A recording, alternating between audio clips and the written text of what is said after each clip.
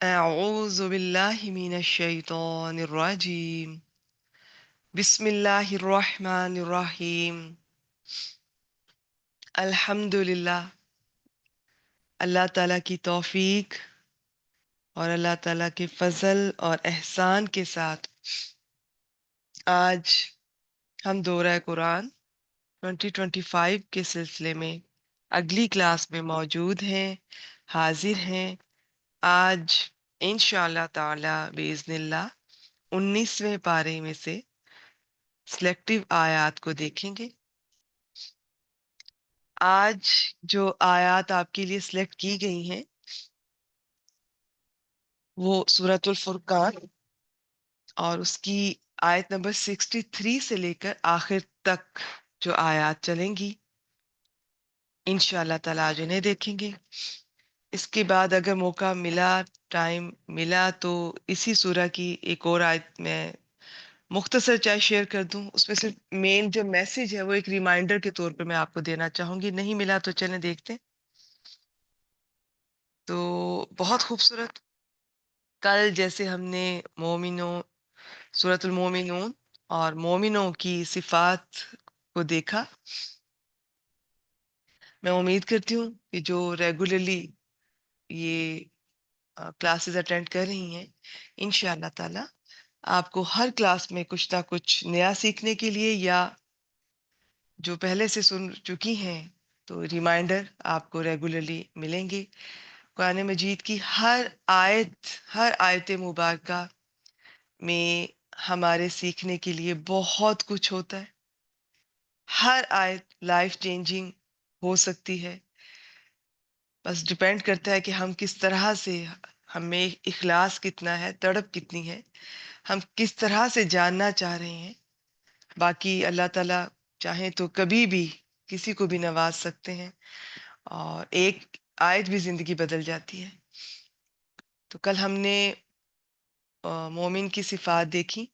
آج انشاءاللہ تعالی ہم عباد الرحمن، اللہ تعالیٰ کے، ان کے رحمان کے بندے، ان کی صفات دیکھیں گے۔ تھوڑا سا فرق بتایا جاتا ہے، وہ مختلف تفاسیر میں ملے گا انشاءاللہ تعالیٰ، کبھی ڈسکس کریں گے تو دیکھیں گے کہ وہ صفات ہیں، اور یہ جو صفات ہیں آج کی، یہ فائنل ان کی جو شیپ آپ کہہ لیں ایک مومن کی۔ تو اب سب ساتھ ساتھ چلتی ہیں۔ آیات کا جو خاص کانٹیکسٹ ہوتا ہے نا، بعض دفعہ جب اس میں ہم کوئی بات کر رہے ہوتے ہیں تو تھوڑا سا ہمارا ہم کسی اور طرح سے بھی دیکھتے ہیں، لیکن جس طرح سے میں لے کر چل رہی ہوں، میں بار بار میں عرض کرتی ہوں کہ ہم اس تفسیر کے پوائنٹ آف ویو سے ان آیات کے خاص کانٹیکسٹ میں ہم نہیں لے کر چل رہے۔ میں بیان کر دیتی ہوں بیچ میں، آپ کا انٹرسٹ بڑھے، آپ کو اچھا لگے، آپ جاننا چاہیں کہ اصل میں پیچھے بات کیا چل رہی تھی، کس کانٹیکسٹ میں کون سی آیت نازل ہوئی ہے، لیکن میں مین میسج اور ہمارے سیکھنے کے لیے کیا ہے، کیونکہ قرآن مجید ہماری تربیت کرتا ہے۔ قرآن مجید سے بڑا استاد کوئی نہیں ہے، اور ہماری ٹریننگ ہوتی ہے، ہر روز ہوتی ہے، ہر وقت ہوتی ہے۔ تو فائدہ کیا ہوتا ہے کہ جب قرآن مجید سے جڑے ہوتے ہیں، چیزوں کو سمجھ کر پڑھا ہوتا ہے، تو جب بھی ہم کوئی کام کرنے لگتے ہیں، کچھ بولنے لگیں گے، کچھ کرنے لگیں گے، کچھ بھی کہنے لگیں گے، تو وہ آیات بالکل ویسی کی ویسی آپ کے ذہن میں اس طرح سے گھوم جایا کریں گی، اور آپ کو اس کام میں آسانی ہو جائے گی۔ وہ آپ کے لیے خود ریمائنڈر بن کر آئیں گی، اللہ تعالیٰ کا میسج یاد دلائیں گی کہ قرآن مجید یہ کہتا ہے، تو اب معاملہ جو بھی کرنا ہے اس کے مطابق کرنا ہے۔ تو یہ ہوتی ہے ٹریننگ، اور یہ ہر وقت ہوگی اور ساری زندگی چلے گی۔ اس کا یہ نہیں ہے کہ آج اگر میں یہ سمجھوں کہ میں نے کچھ چیزیں پڑھ لی ہیں، سیکھ لی ہیں اور چند دن میں نے عمل بھی کر لیا، نہیں، ہدایت کی ہمیں مرتے دم تک ضرورت ہے۔ کیوں سورۃ الفاتحہ میں ہدایت مانگی جاتی ہے بار بار، دن میں 17 بار فرض میں، اور جتنی بار پڑھے ویسے بھی ہمیں اس کی ضرورت ہوتی ہے، عبادت میں بھی، دین میں بھی، دنیا کے کاموں میں بھی، سب اللہ تعالیٰ کی ہدایت کے مطابق ہوں۔ تو قرآن مجید آپ کو سکھائے گا، سکھاتا رہے گا، آپ کوئی بھی ہیں، مرد ہیں، عورت ہیں، آپ کوئی جاب کر رہے ہیں، کوئی بھی کام کر رہے ہیں، گھر پہ ہیں، باہر ہیں، آپ کسی رشتے میں بھی ہیں، قرآن مجید آپ کی ٹریننگ کرے گا۔ قرآن مجید آپ کو ایک بہترین انسان بننے میں آپ کی مدد کرے گا، آپ کو ایک بہترین ہر رشتے کو نبھانے میں مدد کرے گا۔ کیوں؟ اصل میں تو قرآن مجید اس لیے نہیں آیا کہ آپ کو رشتے داریاں نبھانا سکھائے اور آپ کو اس طرح سے آپ کی ٹریننگ قدم قدم پر اتنی زیادہ، اور پھر نبی اکرم صلی اللہ علیہ وآلہ وسلم کو پورا رول ماڈل کے طور پہ بھیجا گیا کہ یہ ہیں قرآن مجید کی، اگر آپ نے پریکٹیکل مثال دیکھنی ہے تو یہ ہیں۔ اصل میں تو قرآن مجید ہدایت کی کتاب ہے۔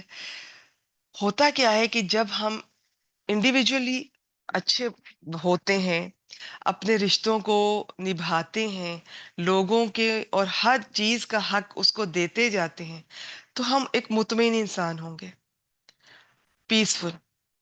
تو پیسفل ہی تو ہوتا ہے مسلمان، پیس، امن، تو پھر ہی آپ کچھ آگے کر سکیں گے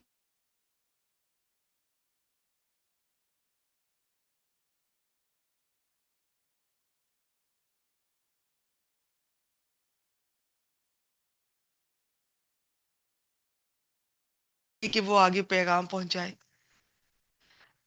تو اسی طرح مردوں کو دیکھ لیجئے، اگر وہ جاب میں، گھر پہ انہیپی ہیں، سیٹسفائیڈ نہیں ہے، ہر وقت لڑائی جھگڑے، بے چینی، بے سکونی، پریشانی، تو وہ بڑا کام نہیں کر سکیں گے۔ تو قرآن مجید، اللہ تعالیٰ بعض اوقات اتنی چھوٹی چھوٹی چیزوں کا خیال کرتے دکھائی دیں گے آپ کو، چھوٹی چھوٹی باتوں کا، تاکہ وہ باتیں ہمارے اندر، جب ہر شخص اگر اس پر غور کرے، ہر شخص ان چیزوں پر اگر عمل کرے، سیکھے اور عمل کرے، تو وہ جب انڈیویجول لیول پہ وہ خود بہتر ہوگا، وہ لوگوں کو ہر چیز کو ان کا حق دینے والا ہوگا۔ جب سب حق دینا شروع ہو جائیں گے تو اس میں ظاہر ہے ہم بھی آ جائیں گے، ہمارے حقوق بھی کوئی نہ کوئی اس طرح سے دیتا جائے گا، تو جھگڑے نہیں ہوں گے، بے سکونی نہیں ہوگی۔ تو اس صورتحال میں پھر انسان اپنی پوٹینشل اسکل کو میکسیمم لیول پر جا کے یوز کر سکتا ہے۔ ٹھیک ہے، تو یہ چیز آپ نے یاد رکھنی ہے۔ اب اس میں کیا ہے، میں پہلی آیت مبارکہ تو آپ کے سامنے اسکرین پہ شیئر کر دیتی ہوں، لیکن یہ بہت ساری آیات ہیں، مجھے لگا کہ میں ایک ایک کر کے، اس پر ٹائم بھی زیادہ لگتا ہے، بعض دفعہ آگے پیچھے بھی ہو جاتی ہے، تو میں پہلی آیت شیئر کر دیتی ہوں، اور پھر صفات ساری جو 10 صفات نکالنی ہیں وہ شیئر کر دیتی ہوں، پھر میں آیات الگ سے اپنے سامنے جو میرا کوئی ایپ ہے میں وہاں سے پڑھتی جاؤں گی اور آپ کو ڈسکس میں انشاءاللہ تعالیٰ کرتی جاؤں گی۔ پہلی آیت پڑھتے ہیں، پھر دیکھتے ہیں کہ اس آیت کے کانٹیکس میں تھوڑا سا دیکھ لیتے ہیں کیا بات ہو رہی تھی اور ہمارے سیکھنے کے لیے کیا ہے۔ جی ایک سیکنڈ۔ بسم اللہ الرحمن الرحیم۔ وعباد الرحمن، اور رحمان کے بندے کون ہیں؟ الذین یمشون علی الارض ہونا، جو زمین پر نرمی سے چلتے ہیں، آہستگی سے چلتے ہیں۔ وَإِذَا خَاطَبَهُمُ الْجَاهِلُونَ، اور جب ان سے مخاطب ہوتے ہیں یا بات کرتے ہیں جاہل، قالو، تو وہ کہتے ہیں، کون کہتے ہیں؟ یہ رحمان کے بندے کہہ رہے ہیں، سلاما، سلام۔ اتنا خوبصورت آغاز ہے، ہر بات اس میں ہمارے سیکھنے کے لیے دیکھیے گا۔ میں نہیں بھی کچھ ایکسپلین پورا کر سکوں تو آپ اپنے ساتھ اسے موازنہ کرتے جائیے گا، اپنا جائزہ لیتے جائیے گا، اور یہ باتیں اگر آپ سیکھ لیں گے تو انشاءاللہ تعالی آپ کو بہت بہت فائدہ ہوگا، ایک خاتون کی حیثیت سے بھی۔ اچھا تھوڑا سا میں بتا دوں کہ یہ پیچھے جو بات ہو رہی تھی نا، یہ قریش سے جب کہا گیا کہ رحمان کو سجدہ کرو، تو انہوں نے بڑے تکبر سے کہا کہ رحمان کون ہے، انہیں واقعی نہیں پتا تھا، وہ لفظ اللہ سے فیملیئر تھے، رحمان کے سے نہیں تھے۔ تو رحمان کیا ہوتا ہے؟ تو پھر اس آیت میں اب سے جو آگے سٹارٹ ہو رہی ہیں، اللہ تعالیٰ کے وہ بندے جو نبی اکرم صلی اللہ علیہ وسلم پر ایمان لائے اور آپ صلی اللہ علیہ وسلم کی ٹریننگ سے ان کے اندر جو اخلاقی اور روحانی جو انہوں عروج ایک انسانیت کا دیکھا گیا جو صحابہ کرام میں۔ اب یہ خاص طور پر میں بتاتی چلوں کہ رحمان کے بندوں سے مراد اللہ تعالیٰ کے محبوب بندے، خاص بندے. ویسے ہر بندہ اللہ تعالیٰ کا بندہ ہے، رحمان کا بندہ ہے. ہر بندہ چاہے مسلمان ہے یا کافر ہے، وہ اللہ کو مانتا ہے یا نہیں مانتا، اچھا ہے یا برا ہے، نیک ہے یا جو بھی ہے. لیکن اس آیت مبارکہ میں ان کی بات نہیں ہو رہی. اس آیت مبارکہ میں خاص بندوں کی بات ہو رہی ہے. یہاں پر رحمان کے بندے سے کیا مراد ہے، میں رحمان کا بھی بتاتی ہوں تھوڑا سا، بندے کا بھی بتاتی ہوں تھوڑا سا، بتا دیتی ہوں کہ صحابہ کرام رضوان اللہ علیہم اجمعین اور ہر متقی شخص جو بھی اس ڈیفینیشن پہ پورا اترے گا. عبد کی ڈیفینیشن پہ، عبد کا مطلب ہوتا ہے غلام، جس کی اپنی کوئی مرضی نہیں ہوتی. یہ جو ہمارے ہم آج کل ہم ہیلپر ہوتی ہیں، میڈز ہوتی ہیں، ملازمین ہوتے ہیں، یہ غلام نہیں ہے. یہ تو ماشاء اللہ بلکہ باجیاں اگر اچھی ہوں تو ان کی بہت منمانیاں یہ کرتے ہیں، اپنی مرضیاں بھی کر لیتے ہیں، لیکن ایسا ایسا ریئر ہوتا ہے. زیادہ تر تو یہ بیچارے، یہ بھی میں ان کی بارے اکثر میں ان کی ہی فیور کرتی ہوں، اور میں یہی کہتی ہوں کہ جو باجیاں ہیں وہ ان سے نرمی کا معاملہ کریں. لیکن میں اس لیے اس بات کر رہی ہوں کہ سم ٹائم یہ اپنی مرضی کر جاتے ہیں. تو جو عبد ہوتا ہے نا، جو غلام ہوتا ہے، اس کی اپنی مرضی نہیں ہوتی. یہ عرب میں کیا ہوتا تھا، جب انسان خریدے جاتے تھے، غلام ہوتے تھے، تو اگر مالک کہے گا تو وہ بیٹھے گا، اگر مالک کہے گا تو وہ کھائے گا، اگر مالک کہے گا تو وہ سوئے گا، اگر مالک کہے گا تو وہ بولے گا. یہ ہوتا ہے غلام. دین اسلام نے ساری غلامیاں ختم کر کے انسانوں کی ایک غلامی کی ہمیں اس کی طرف رغبت دلائی، توجہ دلائی، وہ ہے اللہ تعالیٰ کی غلامی، جو کہ ہونا چاہیے. ہر شخص کو اللہ تعالیٰ کا غلام ہونا چاہیے اور اس میں فخر محسوس کرنا چاہیے کہ میں اللہ کی غلام ہوں. تو جو اللہ کا غلام ہوتا ہے وہ پھر تمام غلامی سے اسے نجات مل جاتی. ٹھیک ہو گیا. اب باقی یہ میں نے آپ کو بتایا کہ اچھا رحمان پھر کیا ہے. یہ سورۃ الفاتحہ میں بھی بہت تفصیل سے ہم نے لفظ الرحمن کو دیکھا تھا. اللہ تعالیٰ کا ذاتی نام ہی تقریباً سمجھ لیجئے، کیونکہ یہ لفظ کسی انسان کے لیے استعمال نہیں ہوتا.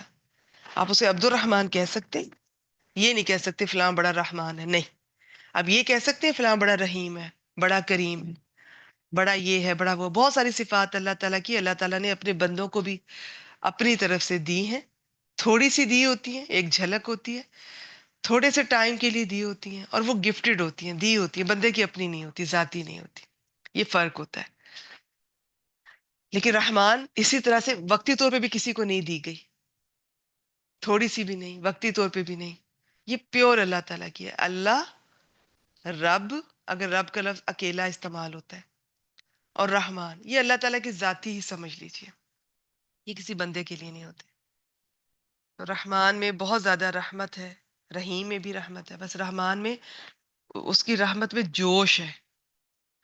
کیونکہ عربی میں کچھ وزن ہوتے ہیں، الفاظ وزن پر ہوتے ہیں، ہر وزن کی اپنی کوالٹیز ہوتی ہیں. تو یہ جس وزن پہ رحمان ہے اس پہ شدت ہے، جوش ہے بہت زیادہ. اور یہ وقتی بھی ہوتی ہے صفت، ضروری نہیں کہ ہر وقت موجود رہے. رحیم ہر وقت ہوتی ہے. رحیم جس وزن پر ہے نا، فعیل کے وزن پر، اور یہ فعلان کے وزن پہ رحمان، فعیل کے وزن پہ رحیم. فعیل کا وزن جس کے اندر ہوتا ہے، جیسے میں اللہ تعالیٰ کی بات کر رہی ہوں کسی انسان کی، تو وہ لازم و ملزوم ہوتے ہیں، وہ صفت اس سے جدا نہیں کی جا سکتی ایک لمحے کے لیے بھی، وہ ہر وقت اس میں موجود ہوگی. اللہ تعالیٰ ہر وقت رحیم ہے، لیکن رحمان ہر وقت نہیں. باقی پھر بہت ساری تفصیلات ہیں. رحمان ہر شخص کے لیے، ہر مخلوق کے لیے، لیکن رحیم صرف مسلمانوں کے لیے. رحمان دنیا میں، رحیم آخرت میں. یہ مختلف مفسرین نے اس کے بارے میں بہت لکھا، لیکن میں وزن کے پوائنٹ آف ویو سے بات کرتی ہوں. وزن میں کیا صفت ہے، کیونکہ گرامیٹیکلی یہ چیز بہت امپورٹنٹ ہے، اس سے رحمان اور رحیم کو سمجھنے میں فائدہ ہوتا ہے. اچھا، تو رحمان سمجھنے اللہ تعالیٰ ہی، لیکن یہاں پر پھر اللہ تعالیٰ کے بندے کیوں نہیں کہا گیا؟ تو ایک تو پیچھے بات چل رہی ہے کہ وہ رحمان کو پہچانتے نہیں تھے، اور دوسرا یہاں پر رحمان کی جو رحمت ہے نا، وہ ان بندوں پر خاص ہوگی. اور یہ جو اب ان کی صفات ہیں، اس میں اللہ تعالیٰ کی خاص رحمت کی وجہ سے ملتی ہیں. ان پہ خاص رحمت بعد میں بھی رہے گی. کیوں؟ انہوں نے اللہ تعالیٰ کو کہ وہ اپنا، اللہ تعالیٰ کے سامنے اپنے آپ کو غلام ماننا، بندہ ماننا، اور انہوں نے نبی اکرم صلی اللہ علیہ وسلم پر ایمان لائے، اور ان کی ہر بات جو انہوں نے قرآن اور حدیث کی جو بتائی، اس پر بالکل ویسے ہی عمل کیا. تو یہ صحابہ کرام اور ہر متقی شخص بعد میں آنے والا بھی عباد الرحمان میں شامل ہو سکتا ہے. ٹھیک ہو گیا؟ یہ مختصر سا میں نے آپ کو بتایا. پھر بتا دوں، اللہ کے نزدیک اللہ تعالیٰ اور رحمان میں کوئی فرق نہیں، دونوں نام اللہ تعالیٰ کے ہیں. تو بس یہاں پر اب یہ رحمان، یہ عباد الرحمان کا نام اور یہ جو عنوان ہے، یہ بہت فخر کی علامت ہے. چلیے اب آگے چلتے ہیں. اب میں تھوڑا سا عباد کا بھی بتا دیا. آپ قرآن مجید سے جب جڑیں گے انشاءاللہ تعالیٰ تو عبد کے اور معنی بھی آپ کے سامنے آئیں گے، لیکن میں نے غلام کے معنی کے حساب سے یہ سارا آپ کے سامنے یہ رکھا.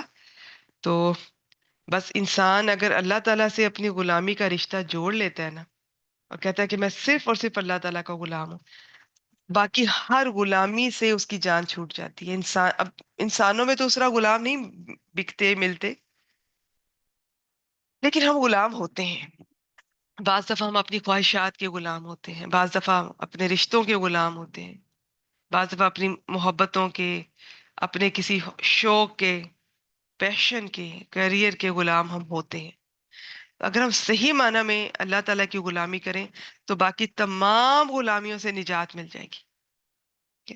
تو اس کے لیے ضروری ہے کہ قرآن مجید سے جڑا جائے، ہمیں پتا ہو کہ جس کی ہم غلامی کرنے جا رہے ہیں وہ ہم سے چاہتا کیا ہے، اور پھر رول ماڈل کیا ہے ہمارے نبی کریم صلی اللہ علیہ وسلم. تو ان چیزوں پر عمل کرتے ہوئے، ان کو سامنے رکھتے ہوئے، تو پھر صحیح عباد الرحمان کی صفات پیدا ہوں گی. صحیح ہو گیا؟ اور پھر جو شخص دیکھیں انسانوں کی بندگی کرے گا نا، انسانوں کی غلامی کرے گا، اس کے اندر یہ صفات پیدا ہو ہی نہیں سکتی. اس کے اندر وہ مومنوں والی شان پیدا ہو ہی نہیں سکتی. جو شخص صرف اللہ تعالیٰ سے ڈرتا ہے نا، اب آپ صحابہ کرام کو دیکھیے، جتنا ان کے اندر بے خوفی تھی دنیا سے، بے رغبتی تھی، کیوں تھی؟ وہ صرف اللہ سے ڈرتے تھے، انہیں کسی چیز کا ڈر تھا ہی نہیں. آج بھی لوگ دنیا کے جی باقی غیر مسلم کیوں ہم سے ڈرتے ہیں؟ وہ کہتے ہیں کہ مسلمان تو کریزی ہیں، یہ تو پاگل ہیں، یہ تو مرنے سے ڈرتے ہی نہیں ہیں، انہیں تو زندگی سے پیار ہی نہیں ہے، یہ تو اگر جہاد پر اتر آئیں، موت پر اتر آئیں تو یہ تو دنیا کا نقشہ ہی بدل دیں، ہم تو کہیں نظر ہی نہ آئے. کیوں وہ جہاد سے اتنا ڈرتے ہیں؟ اب آپ دیکھیں باقی ملکوں میں وہ کبھی آپ کی نماز روزے پہ پابندی نہیں لگائیں گے، حلال حرام سے نہیں منع کریں گے.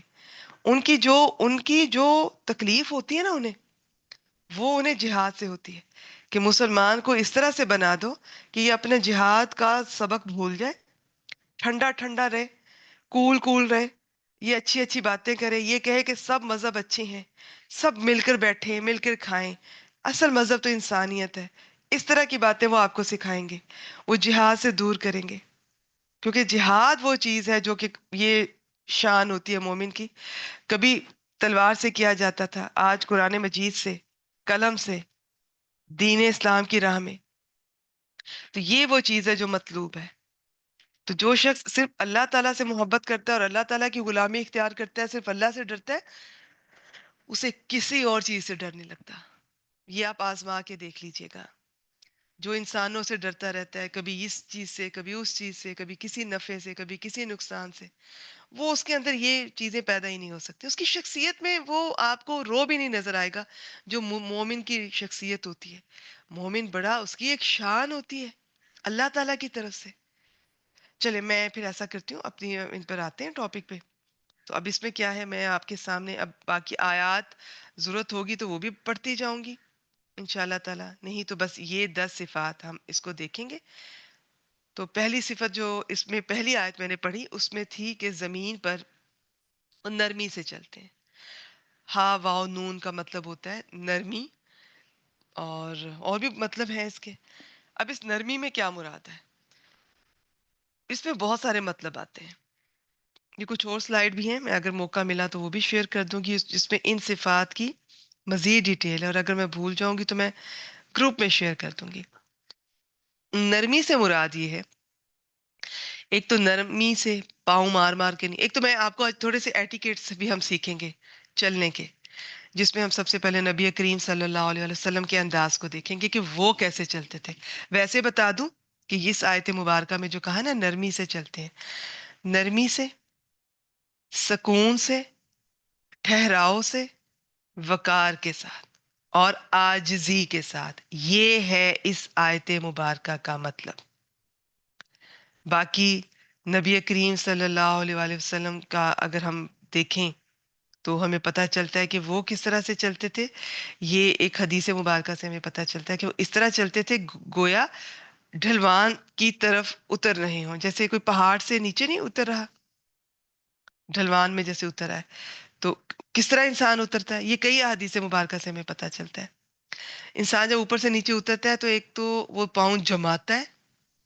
وہ یہ نہیں کہ ہلکے ہلکے پاؤں رکھے اور بس اس طرح سے نہیں، پاؤں مضبوطی سے بھی رکھے گا اور اس کی سپیڈ ذرا نسبتاً تیز ہوگی. اس طرح چلتے تھے.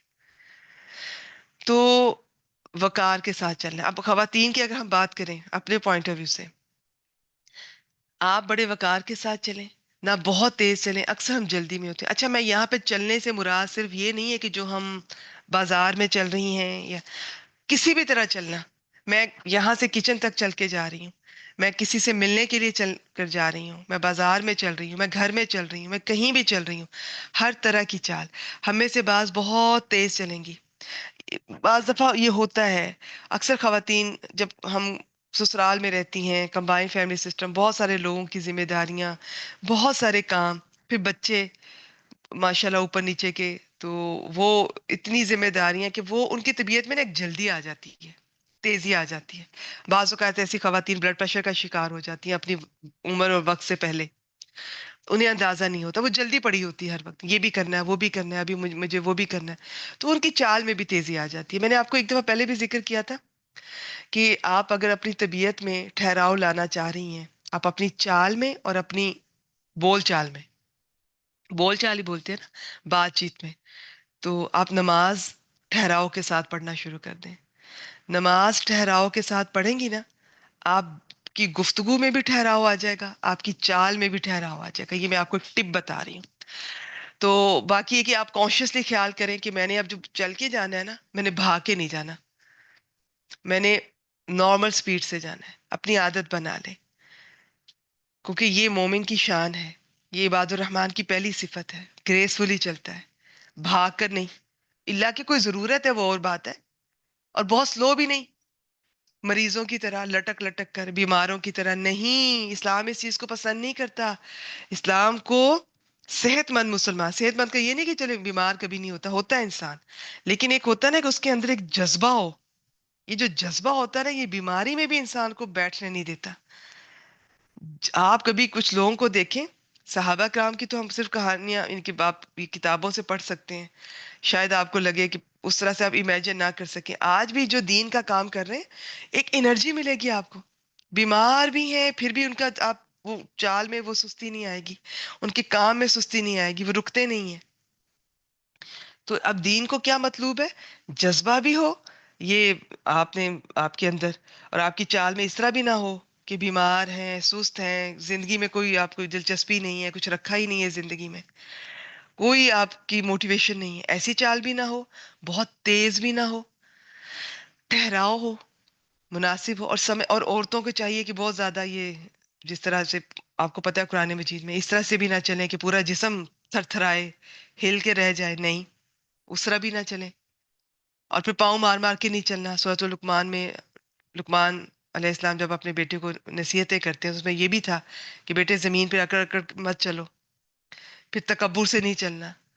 تکبر سے بہت سارے لوگ بہت پراؤڈ، ایک ان کا فیشل ایکسپریشن ہوتے ہیں، گردن یوں اٹھائی ہوتی ہے اور کسی کو جیسے کچھ سمجھنا ہی نہیں، اور انداز نہیں، وہ بھی نہیں ہونا چاہیے. مومن کی شان اس میں آپ کو at the same time motivation بھی نظر آئے گی، جذبہ بھی نظر آئے گا، خوشی. وہ کیونکہ ہر وقت اس کو یہ خوشی ضروری نہیں کہ گھر میں ہی آپ کو مل رہی ہیں، پیسہ آئے گا تو خوش ہوں گے، یہ چیز ملے گی تو خوش ہوں گی. وہ ویسے خوش ہے، وہ مسلمان ہے، وہ اس میں خوش ہے، وہ دین کا کام کر رہا ہے، وہ اس میں خوش ہے، وہ اللہ تعالیٰ سے اس کا کوئی دعا مانگ رہا ہے، کنیکشن ہے، وہ خوش ہے. تو یہ انداز ہے کہ وقار کے ساتھ چلیں، نرمی کے ساتھ، پاؤں مار مار کر نہیں، تکبر کے ساتھ نہیں. پھر آپ بازار میں چل رہی ہیں، کہیں بھی ادھر ادھر دیکھ دیکھ کے نہیں چلنا. ہم کیا کرتے ہیں، منہ ہمارا کھلا ہوتا ہے، کبھی دکانوں کو دیکھ رہے ہوتے ہیں، ان کے نام پڑھ رہے ہوتے ہیں، کبھی بڑے بڑے گھروں کو دیکھ رہے ہوتے ہیں، کبھی ویسے ادھر اشارہ کر ادھر اشارہ کر. نہیں، گریسفل طریقے سے کہ تکبر بھی نہ نظر آئے آپ کی شخصیت میں، عاجزی بھی ہو، چال میں محبت، نرمی، اور یہ ادھر ادھر بھی نہیں دیکھنا۔ ہاں اب یہ نہیں میں کہہ رہی کہ اب آپ روڈ پہ ہیں اور آپ ادھر ادھر اب ٹریفک ہی نہیں دیکھ رہی ہیں، ٹھیک ہے، مومن جو ہوتا ہے الرٹ ہوتا ہے، کانشیس ہوتا ہے۔ میرا مطلب ہے کہ ادھر ادھر جو چیزیں دیکھ رہے ہیں اور ایسے ہی منہ اٹھائے ہوئے پھر نہیں، اس طرح سے نہیں۔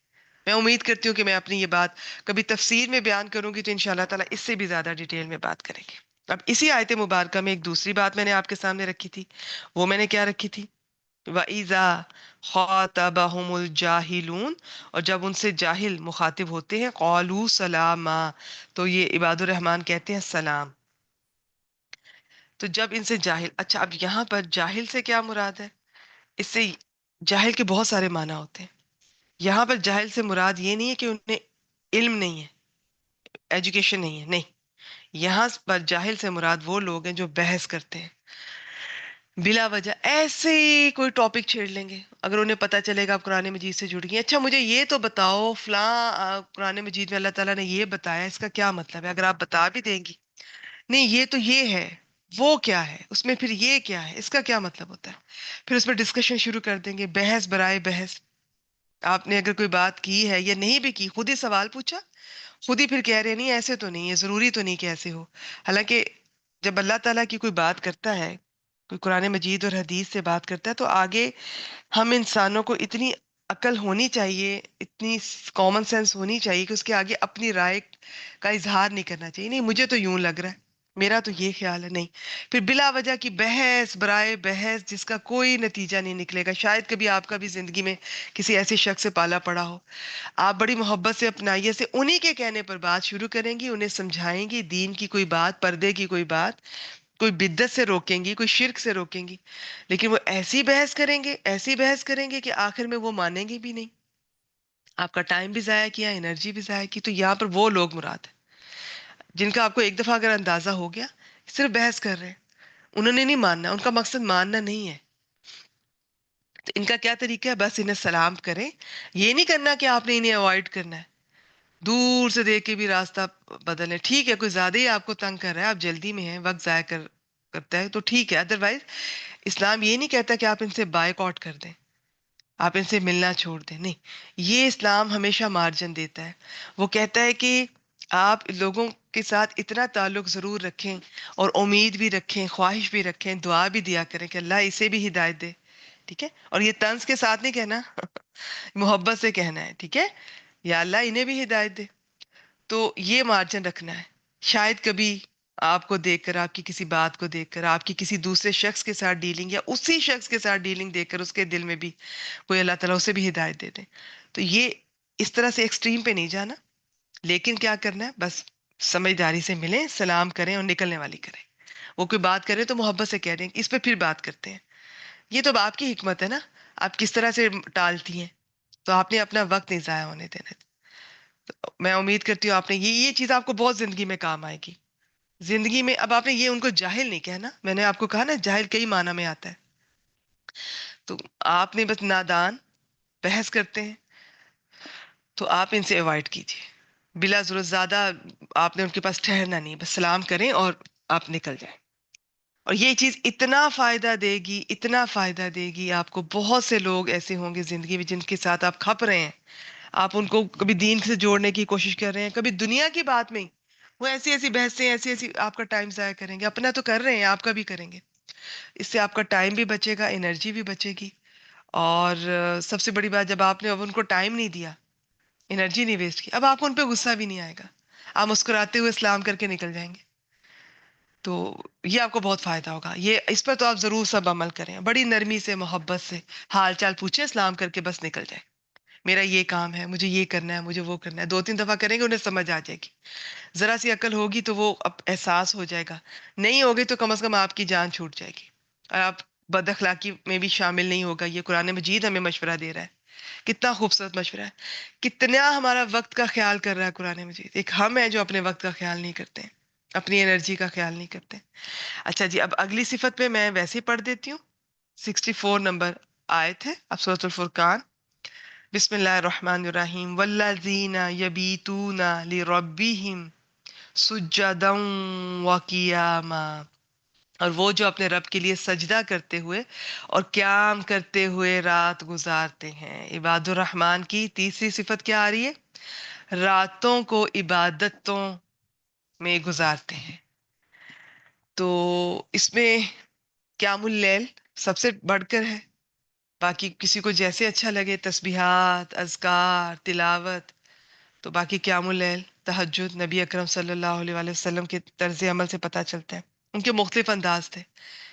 کبھی وہ عشاء کے ساتھ بھی پڑھ لیتے تھے، کبھی وہ پہلے پڑھ کے پھر آرام کر لیتے تھے، پھر فجر کے لیے اٹھتے تھے. کبھی وہ رات کے آخری حصے میں اٹھتے ہی اس طرح سے تھے، پہلے یہ تہجد اور بعد میں ساتھ پھر اس کے فجر. تو مختلف انداز آپ کو ملیں گے کہ پہلے آرام کر لیا، بعد میں ایک ہی دفعہ اٹھ کے جاگتے رہے، یا پہلے جلدی سو گئے، یا پہلے کچھ پڑھ لیا پھر بیچ میں آرام کر لیا پھر دوبارہ سے. تو یہ ڈیٹیل انشاءاللہ تعالیٰ پھر آپ سے شیئر کریں گے، آپ کو کہیں اور سے بھی مل جائیں گی. بات یہ ہے کہ آپ اگر آپ میں سے کوئی ابھی تک تہجد شروع نہیں کی، کوئی بات نہیں. اور شروع میں یہ بھی نہیں کہوں گی کہ ڈے 1 سے اب آپ پورا 365 ڈیز کے لیے اٹھیں. آپ بچوں والی ہیں، آپ جاب کرتی ہیں، آپ کو بہت تھوڑا ٹائم مل رہا ہے سونے کے لیے. آپ کبھی کبھار ہفتے میں ایک دن اگر آپ نکال لیں شروع میں، آپ کو جو لذت ملے گی، جو سکون ملے گا نا، پھر آپ کا خود ہی دل چاہے گا کہ وہ سکون جو مجھے اس دن ملا وہ مجھے دوبارہ، آپ اس سکون کے پیچھے بھاگیں گی، وہ پھر آپ کو وہیں پہ ملے گا، تہجد کے وقت ہی ملے گا، چاہے صرف 2 نفل پڑھ لیں.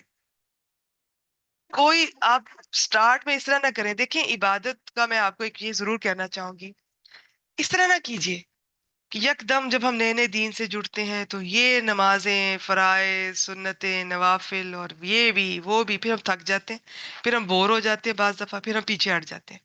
یہ میں آئے دن ایسے میرے سامنے یہ ہوتا ہے. جتنے جذبے سے بہنیں بیٹیاں آتی ہیں اسی طرح وہ واپس پلٹ جاتی ہیں. تو ایک میں حدیث کا مفہوم بیان کروں گی، مجھے وہ بڑی پسند ہے.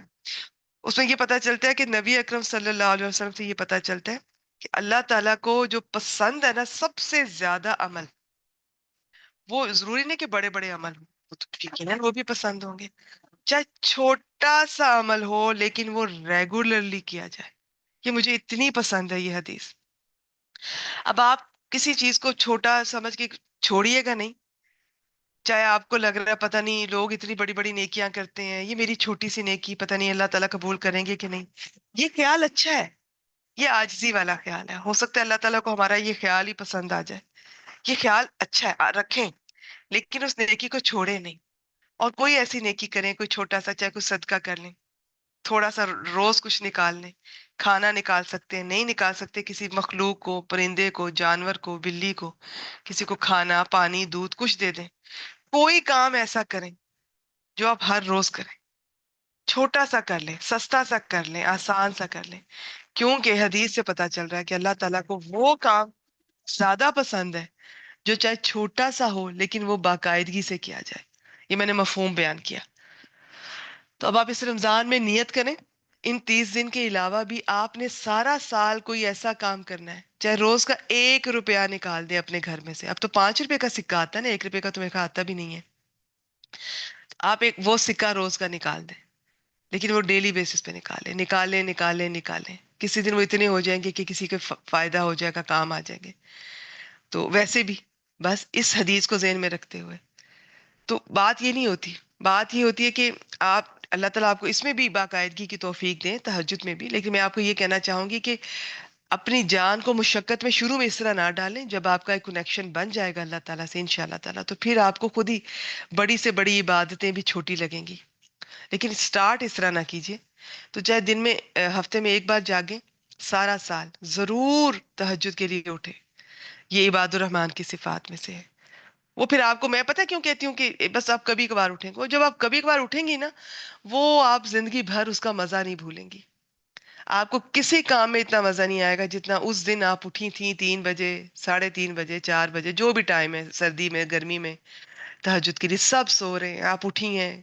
ہو سکتا ہے دل بوجھل ہے، بھاری ہے، کوئی پریشانی ہے، اداسی ہے، خوف ہے، تکلیف ہے، مشکل ہے، کوئی بھی مسئلہ ہے. آپ جس طرح روئی ہیں، آپ نے اللہ سے دعا کی ہے، جس طرح دل ہلکا ہوا ہے، بعد میں وہ دعا بھی قبول ہوتی ہے، بالکل ہوتی ہے، کیوں نہیں ہوتی ہے؟ تو وہ آپ کو وہ لذت کبھی نہیں بھولے گی، آپ خود ہی بھاگ کر دوبارہ آئیں گی. تو اس لیے میں کہوں گی ایک دفعہ تو ضرور آئے. ٹھیک ہے؟ پھر آہستہ آہستہ اللہ تعالیٰ آپ کو توفیق دے.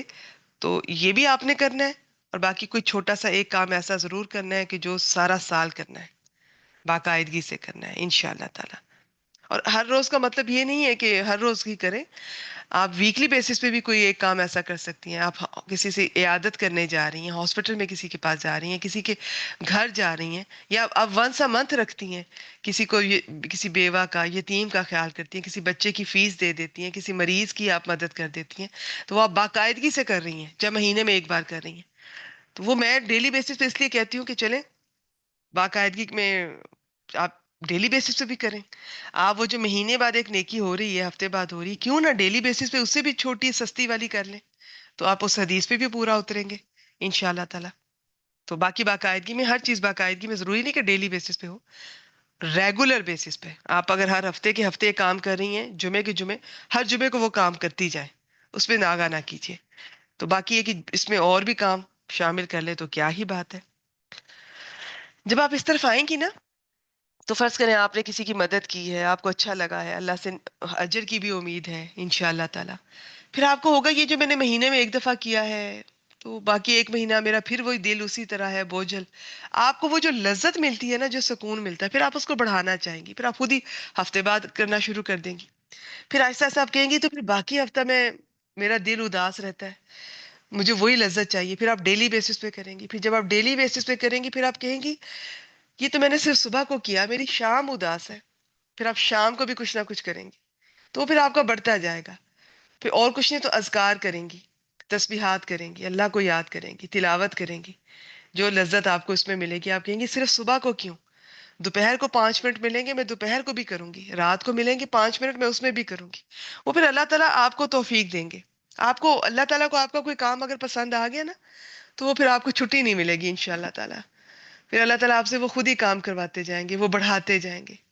کہتے ہیں کہ جب کوئی آپ کو کسی نیکی کی توفیق ملتی ہے نا، ایک نیکی کے بعد دوسری نیکی کی، اس کا مطلب ہے پہلی اللہ نے قبول کر لی ہے، وہ اللہ تعالیٰ کو پسند آئی ہے، تو دوسری نیکی کی توفیق مل جاتی ہے. تو دعا کیا کیجیے، ہر عمل کے بعد دعا کیا کریں. ٹھیک ہے؟ ربنا تقبل منا انک انت السمیع العلیم، اردو میں کہہ دیا کریں. نماز بھی پڑھا کریں نا، تو اللہ تعالیٰ سے دعا کیا کریں، اللہ تعالیٰ قبول فرما لے. میں تو سیٹسفائڈ نہیں ہوں، میری تو عبادت ویسی نہیں ہے جیسی ہونی چاہیے. کوئی کام کریں، صدقہ کریں، اللہ تعالیٰ قبول فرما لے. نماز پڑھے، اللہ تعالیٰ قبول فرما لے، اللہ تعالیٰ قبول کر لے. بس جو اللہ نے قبول کیا وہی امر ہے، باقی سب سب فانی ہے، سب ختم ہو جائے گا. لکھا سب جائے گا، لیکن جو قبول ہوتا ہے نا، بس وہی چیز زندہ رہتی ہے. تو دعا کیا کریں ہر چیز پہ. کبھی کانفیڈنٹ نہ ہو میں نے بہت اچھا کام کیا، دعا کی ضرورت نہیں ہے. اور کبھی مایوس نہ ہو، پتہ نہیں قبول ہوتا بھی ہے کہ نہیں، پتہ نہیں، لوگ تو اتنی بڑی بڑی نیکیاں کر رہے ہیں. یہ صحابہ کرام کو بھی ایک دفعہ ان کو محسوس ہوا کہ یہ جو امیر لوگ ہیں، امیر صحابہ ہیں، یہ تو بہت نیکیاں کما لیں گے. تو آپ صلی اللہ علیہ وسلم نے انہیں پھر یہ اذکار بتائے. تو اذکار کو کم نہ سمجھیے، اذکار کیجئے، تسبیحات کیجئے، صبح شام کیجئے، اللہ تعالیٰ کی ذکر کیجئے، اور باقاعدگی سے کیجئے. کچھ تسبیحات باقاعدگی سے کر لیں. یہ آپ پچھلے دنوں یہ گروپ میں بھی شیئر کیا ہے، کوئی کر لیں. افضل ذکر کیا ہے؟ لا الہ الا اللہ. آپ وہ اس کا ذکر کر سکتے ہیں. سبحان اللہ و بحمدہ، سبحان اللہ العظیم. یہ ایسا ذکر ہے، اس سے تو سمندر کی جھاگ کے برابر بھی گناہ ہوں گے نا، وہ سب اللہ تعالیٰ بخش دیں گے. اور اللہ تعالیٰ کے پسندیدہ ترین کلمات ہیں سبحان اللہ والحمد للہ ولا الہ الا اللہ واللہ اکبر. یہ نبی اکرم صلی اللہ علیہ وسلم کے محبوب ترین الفاظ ہیں. تو یہ تو لمبی لسٹ ہے. آپ فائنینشلی نہیں کچھ دے سکتی، آپ اذکار فکس کر لیں، ضرور کریں، صبح شام کریں، جب ٹائم ملے کریں. اجر ہی اجر ہے، سکون ہی سکون ہے. اللہ تعالیٰ سے یہ چیزیں قریب کرتی ہیں آپ کو اللہ تعالیٰ کے. تو اس میں ہے جی جو راتوں کو عبادت میں گزارتے ہیں، شروع کیجئے، پھر وہ اللہ تعالیٰ آپ کو خود ہی توفیق دیں گے، بڑھتا جائے گا سلسلہ انشاءاللہ تعالیٰ. اگلی صفت کی طرف چلتے ہیں، 65. بسم اللہ الرحمن الرحیم. والذین یقولون ربنا اصرف عنا عذاب جہنم. وہ لوگ جو کہتے ہیں ہمارے رب ہم سے جہنم کا عذاب پھیر دے، ان عذابہا کان غراما، بے شک اس کا عذاب ہمیشہ کے لیے چمٹ جانے والا ہے۔ اب تفسیر ہوتی تو اس میں بھی بہت کچھ الفاظ، بڑے دلچسپ الفاظ ہیں، بڑا کچھ آپ سے شیئر کرتی، لیکن میں مختصر رکھوں گی۔ عباد الرحمن اتنا کچھ کر رہے ہیں، لیکن وہ ایسا نہیں ہے کہ کانفیڈنٹ ہوتے ہیں، وہ اللہ تعالیٰ سے ڈرتے بھی رہتے ہیں اور احتیاط کرتے ہیں، اور جہنم سے پناہ مانگنا نہیں بھولتے، اللہ کے عذاب سے ڈرتے ہیں، وہ دعائیں کرتے ہیں، جس میں خاص طور پر یہاں پہ جہنم سے پناہ۔ تو یہ آپ صبح شام کے اذکار میں بھی اللہم اجرنی من النار، اور بھی دعائیں ہیں، آپ یہ پڑھا کیجئے، یہ تو ویسے بھی پڑھ سکتے ہیں، یہ تو تلاوت کرتے ہوئے جہنم کا ذکر آئے تو یہ پڑھے، اور بھی اس سنت سے پتہ چلتا ہے نبی اکرم صلی اللہ علیہ وسلم اس طرح سے جنت کو مانگا کرتے تھے، جہنم سے پناہ مانگا کرتے تھے، تو یہ اپنی یہ بھی عادت بنائے، ٹھیک ہے؟ تو عباد الرحمن جہنم سے پناہ مانگتے ہیں، ان کا دل اللہ تعالیٰ سے ڈرتا رہتا ہے، عذاب سے ڈرتا ہے، اللہ تعالیٰ کی ناراضگی سے ڈرتے ہیں۔ جہنم تو ایسی خوفناک جگہ ہے، چاہے کوئی بتا بھی دے کہ آپ مسلمان انشاءاللہ تعالیٰ جنت میں جائیں گے، چاہے پہلی اٹیمپٹ میں نہ جائیں، بعد میں نبی اکرم صلی اللہ علیہ وسلم کی شفاء سے وہ بہت سے لوگوں کو جہنم سے نکال کر لے کر جائیں گے، لیکن وہ جو نکال کر لے کر جانا ہے وہاں کا تو ایک لمحہ اذیت ناک ہے، اللہ تعالیٰ ہمیں بچائے۔ تو سورۃ آل عمران آیت نمبر 185 سے پتہ چلتا ہے کہ ایک اصل کامیابی یہ ہے، کامیاب وہ ہے جسے جہنم سے بچا لیا گیا اور جنت میں داخل کر دیا گیا۔ تو جو ڈائریکٹ داخلہ مانگا کیجیے اللہ تعالیٰ سے، کل ہم نے دیکھا جنت الفردوس مانگنی ہے، اور ساتھ ڈائریکٹ داخلہ مانگا کیجیے، اللہ تعالیٰ ڈائریکٹ بھیج دیں۔ یہ انڈائریکٹ بہت مشکل ہے، ایک لمحے کے لیے بھی وہاں نہ جانا پڑے، اس میں کوئی شک نہیں ہے کہ مسلمان ہمیشہ نہیں رہیں گے وہاں پہ، لیکن وہاں کا ایک لمحہ بھی اذیت ناک، تو یہ جہنم سے پناہ مانگا کرتے ہیں۔ اب اگلی آیت مبارکہ میں دیکھتے ہیں، اسی کے بارے میں ہے، انہا ساعت مستقرم و مقاما، اس میں کہا گیا ہے کہ بے شک وہ جو جہنم ہے نا، بڑی بری ٹھہرنے کی جگہ ہے اور اقامت کی جگہ ہے۔ اب اس میں مستقرم و مقامہ دو چیزیں استعمال ہوئی ہیں۔ مستقرن کا مطلب ہے ٹھہرنے کی جگہ، یہ مسلمانوں کے لیے جو گناہ گار ہیں، اور مقامہ ہوتا ہے اقامت کی جگہ جہاں ہمیشہ رہنا ہے، یہ کافروں کے لیے۔ بس اتنا ہی، میں اگلی آیت پہ چلتی ہوں، میں تفسیر نہیں، میں صرف آپ لوگوں سے یہ دلچسپ باتیں شیئر کر رہی ہوں کہ عباد الرحمن کی صفات کیا ہے۔ اگلی صفت ہے جی سورۃ الفرقان آیت نمبر 67، بسم اللہ الرحمن الرحیم، والذین اذا انفقوا لم یسرفوا ولم یقتروا وکان بین ذلک قواما۔ بڑے خوبصورت الفاظ ہیں، ان الفاظ کا اگر عربک میں دیکھیں نا مطلب کیا تو زیادہ سمجھ آئے گی، لیکن اب میرے پاس اتنا وقت نہیں ہے، مجھے اگلے 15-20 منٹ میں یہ مکمل کرنا ہے انشاءاللہ تعالیٰ، ترجمہ کر دیتی ہوں۔ اور وہ کہ جب خرچ کرتے ہیں تو نہ فضول خرچی کرتے ہیں، نہ خرچ میں تنگی کرتے ہیں، ان کا خرچ ان کے درمیان ہوتا ہے، بس۔ یہ پانچویں صفت یہ ہے کہ اعتدال کے ساتھ خرچ کرتے ہیں، اسراف نہیں کرتے۔ اسراف تین طرح کا ہوتا ہے، یا تو کسی چیز کو، پیسے کو، انرجی کو، وقت کو، سکل کو ناجائز کاموں میں لگا دیں، یا پھر جائز کاموں میں حد سے زیادہ خرچ کر دیں، یا پھر وہ جو زائد خرچ کر رہے ہیں، بعض دفعہ ہم زائد ویسے خرچ کر رہے ہیں لیکن دکھاوے کے لیے نہیں کر رہے، گھر میں ایک چیز کی ضرورت ہے دو لے آئے ہیں، جس کمرے میں ایک لائٹ کی ضرورت ہے دو تین لائٹ لگا دی ہیں، میں ایک ویسے مثال سے سمجھا رہی ہوں آپ کو، ٹھیک ہے؟ تو یہ اس میں آ جاتا ہے۔ اور اگر یہ اسراف دنیا کو دکھانے کے لیے شادیوں پر اور فنکشنز پر، اور اتنا پیسہ لٹایا جا رہا ہے لوگوں کو دکھانے کے لیے، شو آف کے لیے، تو وہ پھر تبذیر کہلائے گا، ہوگا وہ بھی اسراف ہی، لیکن آگے اس کی تفصیل ہے، بس اسراف اور تبذیر پھر کبھی انشاءاللہ تعالیٰ دیکھیں گے۔ تو نہ یہ اسراف کرتے ہیں، نہ یہ بخیل ہوتے ہیں، اسراف کی اپوزٹ ہوتا ہے یہ کاف تا را سے، تو یہ لفظ قرآن مجید میں کتورا کا بھی استعمال ہوا ہے، وہ آپ سمجھ لیں کہ یہ بخل کے بخل کے معنی میں ہے، ٹھیک ہے؟ اس کی ضد ہے کتور، اسراف کی۔ تو نہ وہ اسراف کرتے ہیں، نہ وہ بخل کرتے ہیں۔ بخل ہوتا ہے کہ ضرورت کی چیزوں پہ بھی نہیں خرچ کر رہا انسان۔ بعض تو ایسے ہوتے ہیں کہ اللہ کی راہ میں نہیں کرتے کہ میں نے کمایا ہے اتنی محنت سے کیوں دوں، اور بعض ہیں کہ خود پہ بھی نہیں کرتے۔ اللہ تعالیٰ رحم فرمائے، ہدایت دیں، محنت بھی کر رہے ہیں، کما بھی کر رہے ہیں، اور بعد میں مر جاتے ہیں، اگلی نسلیں استعمال کر رہی ہوتی ہیں، خود نہ کپڑا اچھا پہنا کبھی، نہ اچھا کھانا کھایا، گرمی سردی میں بھی ان چیزوں کو وہ اللہ نے اگر دیا بھی ہوا ہے پیسہ تو اے سی نہیں آن کریں گے. میں ایک مثال دے رہی ہوں آپ کو. گرمی میں بیٹھے رہیں گے, سردی میں بیٹھے رہیں گے. تو یہ کتنی آپ کی بدقسمتی ہے. اگر کوئی اسراف کر رہا ہے, لوٹا رہا ہے, ضائع کر رہا ہے, اس کو شیطان کے بھائی کہا گیا ہے. ٹھیک ہے. اور اگر کوئی اتنا بخیل ہے, یہ تو ویسے ہی انسان کی عقل کہتی ہے کہ یہ کیا ہو رہا ہے. اور کچھ اتنا لٹاتے ہیں, وہ کہتے ہیں ہم نے کون سا قبر میں ہم نے لے کر جانا ہے, تو اسی دنیا میں لٹا دو. تو یہ رحمان کے بندے اتنی اعتدال سے خرچ کرتے ہیں ہر چیز کو. کیا وہ پیسہ, وقت, سکل, کچھ بھی ہے نا, نہ اس کا اسراف کرتے ہیں, نہ اس میں بخل کرتے ہیں. اگلی صفت دیکھتے ہیں, یہ میں سمپل بتا دیتی ہوں. گناہ کبیرہ سے بچتے ہیں. گناہ کبیرہ بہت سارے ہیں, لیکن اس آیت مبارکہ میں 3 کا ذکر کیا کیونکہ عرب میں یہ 3 زیادہ کامن تھے. شرک نہیں کرتے, قتل نہیں کرتے, زنا نہیں کرتے. اچھا, قتل کا میں تھوڑا سا پھر پڑھ دیتی ہوں آیت کے بارے میں. اس میں ہے کہ سوائے حق کے, اللہ بالحق کا لفظ آتا ہے. یعنی حق کے ساتھ جو قتل کسی کا کرنا ہے نا, تو وہ جو جائز ہے اسلام میں. جیسے کسی نے کسی کا قتل کیا ہے, تو اب اس کا قتل حق ہے, اس کو بدلے میں جان کے بدلے جان قصاص ہوگا. ٹھیک ہے. اور پھر شادی شدہ زانی کا رجم, یہ بھی حق ہے, یہ اسلام میں ہے.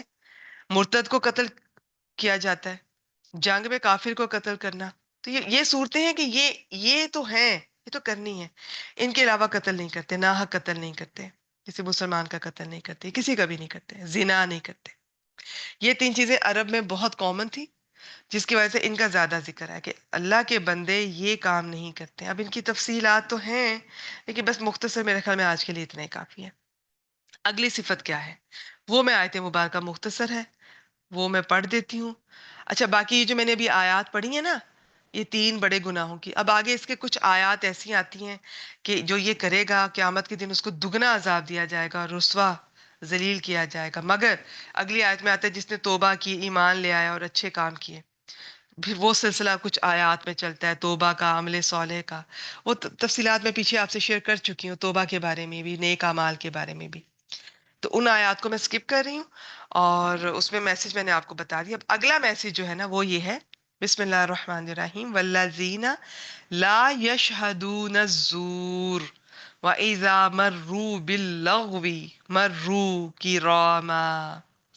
وہ جو جھوٹ میں شریک نہیں ہوتے اور جب بیہودہ کام کے پاس سے گزرتے ہیں, لغو کے پاس سے, تو باعزت طریقے سے گزر جاتے. کل سے ملتی جلتی بات ہے. تھوڑا سا میں یہ بتانا چاہوں گی کہ یہ میں انشاءاللہ تعالیٰ گروپ میں شیئر کر دوں گی یہ والی سلائیڈز, کیونکہ اب ساتھ ساتھ نا ٹائم لگتا ہے تھوڑا شیئر کرنے میں. ویسے میں آپ کو بتا دیتی ہوں. اس میں یہ جو ہے نا, میں نے ابھی آپ سے کہا کہ جھوٹ میں شامل نہیں ہوتے ہیں, جھوٹ میں شریک نہیں ہوتے ہیں. تو والذین لا یشہدون الزور, زور زا واو را تو جھوٹ ہو گیا. یہ جو شین ہا دال ہوتا ہے نا, یشہدون گواہی دینا, اس کا مطلب حاضر ہونا بھی ہوتا ہے, اس کا مطلب گواہی دینا بھی ہوتا ہے. تو یہ دونوں معنی میں اس کا کیا جا سکتا ہے. اس کا یہ بھی کر سکتے ہیں کہ وہ گواہی نہیں دیتے, جھوٹی گواہی نہیں دیتے. بہت سے مفسرین نے اسی طرح ترجمہ کیا ہے, تفسیر کی ہے. ٹھیک ہے. اور اگر میں کہوں حاضر ہونا, تو وہ حاضر نہیں ہوتے, وہ باطل مجلسوں میں حاضر نہیں ہوتے جس میں شرک کی باتیں ہوتی ہیں, جس میں یہ گانا بجانا, ناچ گانا, گندی باتیں, کچھ بھی گندا گناہ کا کام ہو رہا ہے, بدکاری کا کام ہو رہا ہے, کہیں ظلم ہو رہا ہے, زیادتی ہو رہی ہے کہیں بھی, اور یا کوئی ایسے کھیل تماشے فرض کریں گے, اس میں بھی نارمل کھیل تماشا تو کوئی نہیں, کچھ دیر کے لیے اگر کوئی اس طرح سے کھیل لیتا ہے, لیکن جہاں پہ خاص طور پہ میں ذکر کروں گی کوئی شرط لگا کر کوئی جوئے کی طرح کھیلا جا رہا ہے, تو یہ لمبی ڈیٹیل ہے, یہ آپ خود سمجھ سکتے ہیں. تو یہ جو ہے نا کہ جھوٹی گواہی سے اجتناب, میں یہاں پر صرف ایک لکھا گیا ہے, دونوں اس کے بن سکتے ہیں. جھوٹی گواہی بھی نہیں دیتے ہیں, اور باطل بری گناہ کی ظلم کی مجلسوں میں وہ نہیں شریک ہوتے, وہاں پہ حاضر نہیں ہوتے. تو یہ سلائیڈ میں انشاءاللہ تعالیٰ گروپ میں شیئر کر دوں گی, ایک بار آپ ان کی ڈیٹیل بھی پڑھ لیجئے گا. 8ویں صفت کیا ہے, وہ اسی آیت مبارکہ میں نے ابھی آپ سے ذکر کی, لغویات سے اعراض کرتے ہیں. لغو کیا تھا, ہم نے کل کیا پڑھا تھا, ہر وہ چیز جس کا کوئی فائدہ نہیں ہے, نہ دنیا میں نہ آخرت میں, تو یہ اسے اوائڈ کرتے ہیں. تو اس کی تفصیل کل میں بتا چکی ہوں، آپ کل اس کو سن لیجیے اگر کسی سے مس ہوا ہے، کس کس طرح سے آپ کر سکتے ہیں۔ اچھا، نویں کیا ہے وہ دیکھتے ہیں۔ میں آیت مبارکہ پڑھنا چاہوں گی۔ بسم اللہ الرحمن الرحیم، والذین اذا ذکروا بآیات ربہم، اور جب انہیں ان کے رب کی آیات کے ساتھ نصیحت کی جائے، وہ نصیحت کیے جاتے ہیں، لم یخروا علیہا، تو وہ ان پر نہیں گرتے، سمم و عمیانا، بہرے اور اندھے ہو کر نہیں گرتے۔ اب بعض نے اس کا یوں کیا کہ جی وہ لاجک پہلے پتا کرتے ہیں، دلیل اچھی طرح پہلے پتا کر کے عقل مانتی ہے تو پھر اس کو مانتے ہیں، نہیں، اس میں یہ مطلب نہیں ہے۔ ہاں، قرآن مجید کی بہت ساری آیات ایسی ہیں کہ وہ عقل تو بعد میں ہے نا، قرآن مجید تو پہلے ہے، وہ سائنس نے پروف کر دیا، ٹھیک ہے، عقل نے مان لیا، ٹھیک ہے، تو وہ لگا کہ صحیح ہے، مان لیا، اٹس اوکے، وہ بھی ٹھیک ہے۔ بہت ساری آیات تو 1400 سال میں سائنس سے ہمیں اس وقت نہیں وہ چیزیں پتہ تھی، بعد میں پتہ چلی ہیں، اور کوئی ان چیزوں کو مانتا ہے بعد میں یقین کرتا ہے، ٹھیک ہے۔ لیکن اصل عباد الرحمن کیا ہے؟ وہ یہ نہیں ہے کہ وہ اندھے بہرے ہو کر گرتے ہیں، اس کا مطلب یہ ہے کہ وہ بہت غور و فکر کرتے ہیں، وہ غور و فکر سے سنتے ہیں اور اس کا گہرا اثر قبول کرتے ہیں۔ یہ جو کفار ہے نا، یہ ان پر چوٹ کی گئی ہے اس آیت سے، ان کی طرح نہیں ہے کہ رب کی آیات آ گئیں اور وہ متاثر ہی نہیں ہو رہے، کفر پر جمے ہوئے ہیں۔ اس کا یہ کہ وہ بہرے اور اندھے ہو کر نہیں گرتے، یعنی کہ اللہ تعالیٰ کا جب ذکر کیا جا رہا ہے، اللہ تعالیٰ کی کوئی آیت سامنے آ گئی ہے تو وہ بہرے اور اندھے بن کے نہیں بیٹھے رہتے، وہ غور سے سنیں گے، غور و فکر کریں گے، اور ان کے دل اس کا اثر قبول کریں گے۔ یہ اس کا معنی ہے۔ اب آخری دیکھتے ہیں، آخری آیت مبارکہ کیا ہے جو میں نے اس میں سے، ہاں، بسم اللہ الرحمن الرحیم، والذین یقولون ربنا هب لنا من ازواجنا وذریاتنا قرۃ اعین واجعلنا للمتقین اماما۔ یہ میں آپ کے سامنے رکھتی ہوں، رکیے پھر دیکھتے ہیں۔ یہ میں آپ کو اکثر کہتی ہوں نا کہ آپ اللہ تعالیٰ سے دعا کیا کریں، آپ بیویاں فرض کریں کوئی شوہر کی طرف سے بے رخی کا آپ کو گلہ ہے، تکلیف ہے، گھر میں رشتوں میں محبت میں کمی محسوس ہوتی، یہ دعا آپ یاد کر لیں۔ اچھا، اس سے پہلے کہ میں یہ آپ سے شیئر کروں، میں دیکھوں کہ کوئی میری رہ تو نہیں کہیں ادھر۔ یہ ہے، یہ میں شیئر کر دوں گی انشاءاللہ تعالیٰ گروپ میں، یہ آپ وہاں دیکھ لیجئے گا۔ اور کیا ہے؟ اور اس میں رحمان کے بندے، یہ تو میں نے آپ کو بتا دیا کہ اس میں مین ہم نے تو صحابہ کرام لیے، ویسے انبیاء اور اولیاء بالکل ہیں، سب نیک بندے شامل ہیں، خاص طور پہ صحابہ کرام اس وقت کے، باقی سب بندے اس میں شامل ہیں، اور انبیاء تو ڈیفینیٹلی وہ تو انڈرسٹوڈ ہے کہ ہیں، ان کا نام لیا جائے یا نہ لیا جائے، وہ تو ان کی تو الگ ایک لسٹ ہے، الگ رینک ہے ان کا۔ اچھا، میرا خیال ہے میں اس پہ کر لیتی ہوں بس۔ چلیں جی، اب یہ ہم نے سلیکٹ کیا ہے، اور اس کے بعد یہ 10 صفات مکمل ہو گئی ہیں۔ اب ان کا ریوارڈ ہے، وہ کیا ہے وہ میں اینڈ پہ مختصر آپ سے شیئر کرتا ہوں کہ انشاءاللہ تعالیٰ اس کو تھوڑا دیکھ لیتے ہیں۔ بسم اللہ الرحمن الرحیم، ربنا حب لنا من ازواجنا وذریاتنا قرۃ اعین واجعلنا للمتقین اماما۔ اے ہمارے رب، ایک تو ربنا سے دعائیں قبولیت میں بھی اضافہ ہوتا ہے، اور اس کو انشاءاللہ تعالیٰ ربنا کو پھر دیکھتے ہیں۔ اگر رب کا لفظ آپ نے سورۃ الفاتحہ کی اس کورس میں سنا ہے تو پھر آپ، میں امید کرتی ہوں کہ آپ ربنا جب کہیں گے نا تو آپ وہ ساری صفات کو محسوس کر کے پھر ربنا کہیں گی کہ رب کیا ہے۔ رب بس یہ نہیں ہے اے اللہ اے رب، نہیں، محسوس کیا کریں۔ دیکھا آپ نے رب کی کم از کم 7-8 صفات ہم نے پڑھی تھی، وہ ساری کو محسوس کر کے ہمارے رب حب لنا من ازواجنا و ذریاتنا، ہماری بیوی اور ہماری اولاد سے ہمیں آنکھوں کی ٹھنڈک عطا فرما۔ یہ جو حب ہوتا ہے نا، واو ہا با، اس کا مطلب ہوتا ہے کسی کو وہ چیز عطا کرنا۔ ایک ہوتا ہے کچھ دینا اور بدلے میں کچھ چاہنا، نہیں، یہ عطا ہے، عطا ہی عطا ہے، اس میں بدلے میں کچھ نہیں چاہتے، کچھ نہیں، ہمیں کچھ نہیں کرنا۔ ایک ہوتا ہے کہ اللہ تعالیٰ نے کوئی چیز دیا تو ہمیں بدلے میں کچھ کرنا ہے اس کے، یہ ہم کہہ رہے ہیں اللہ تعالیٰ ہمیں عطا فرمائے، بس دیتے جائیں، آپ دیں، اس کے بدلے میں ہمیں کچھ نہ کرنا پڑے، کچھ دینا نہ پڑے۔ تو کیا دیں؟ بیویوں اور اولاد سے آنکھوں کی ٹھنڈک مانگا کیجئے، یہ دعا اللہ تعالیٰ سے خوب خوب مانگا کیجئے۔ اور آپ کو عربی نہیں آتی ہے، دعائیں نہیں یاد، تو کوئی بات نہیں، آپ کو اپنی زبان میں اردو میں مانگ لیں، پنجابی میں مانگ لیں، اللہ تعالیٰ کو تو سب زبانیں آتی ہیں، خوب مانگا کریں، اللہ تعالیٰ ہمارے رشتوں میں برکت عطا فرما، دلوں میں محبت دے، دل تو اللہ کے اختیار میں ہے، وہ جب چاہے جس کا چاہے دل بدل دے، لیکن اس کے ساتھ ساتھ گھر میں قرآن مجید کا بھی اہتمام کریں، حلال حرام کا بھی اہتمام کریں، پتہ ہو کہ گھر پہ کیا، اب ہم حرام بھی چل رہا ہے گھر میں، رشوتیں بھی ہیں، ہم حق تلفی کر رہے ہیں، لوگوں کے حق مار رہے ہیں، ہم بزرگوں کے احترام نہیں ہے، اور بد اخلاقی، بد زبانی، بدگمانیاں اور اتنی زیادتیاں گھروں میں ہو رہی ہیں، اور ساتھ ہم کہہ رہے ہیں رشتوں میں برکت نہیں آ رہی ہے، دعائیں قبول نہیں ہو رہی ہیں، اولاد نافرمان ہو گئی ہے، اولاد وقت نہیں دے رہی ہے، محبت ختم ہو گئی ہے، محبت اٹھ گئی ہے، برکت اٹھ گئی ہے، تو بیٹا کیسے آئے پھر؟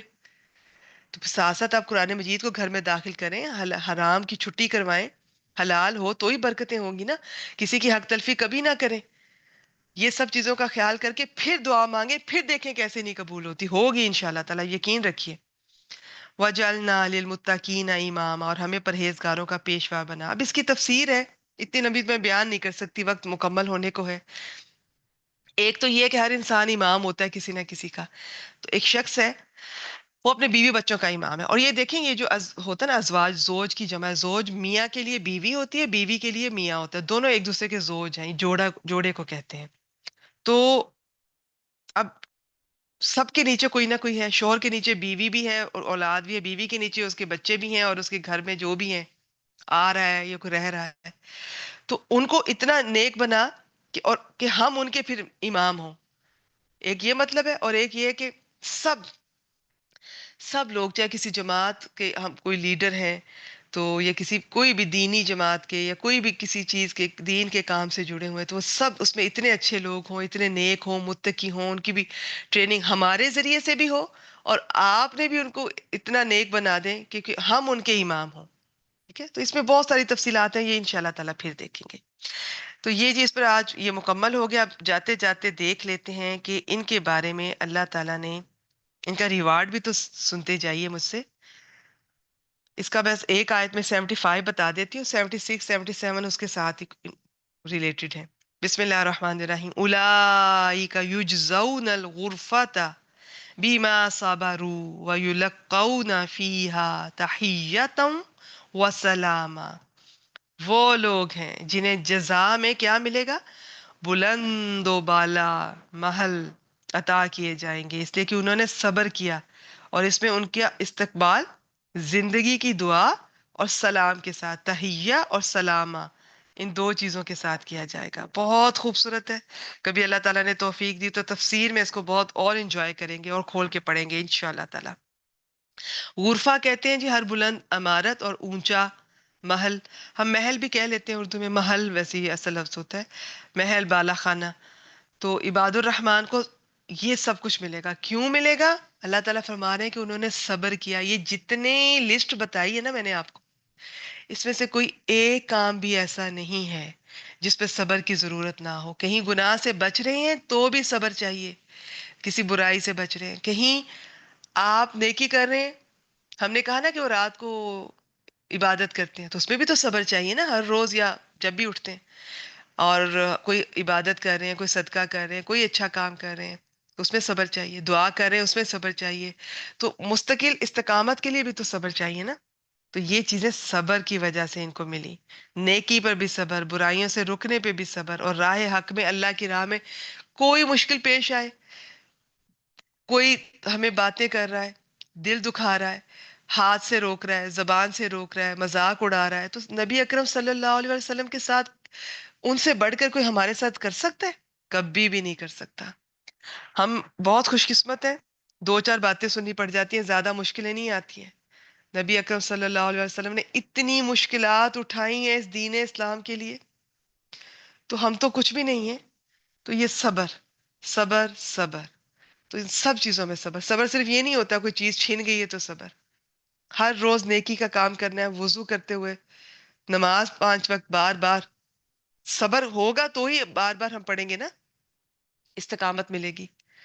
پھر برائی کو دل چاہ رہا ہے، جتنی دفعہ دل چاہ رہا ہے اتنی دفعہ آپ رکیں گے تو یہ آپ صبر کر رہے ہیں نا، تو اتنا اجر ملے گا، سوچ لیا کیجئے۔